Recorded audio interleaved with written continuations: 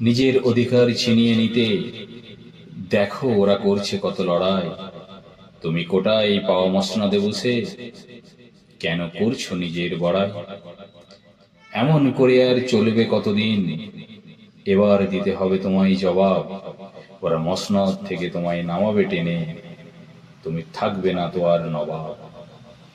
দেশ জুড়ে চলছে সরগোল, আর কত খালি করবে মায়ের কোল। রক্তাক্ত আজ গোটা মাতৃভূমি, এর জন্য দায়ী শুধু তুমি, শুধু তুমি।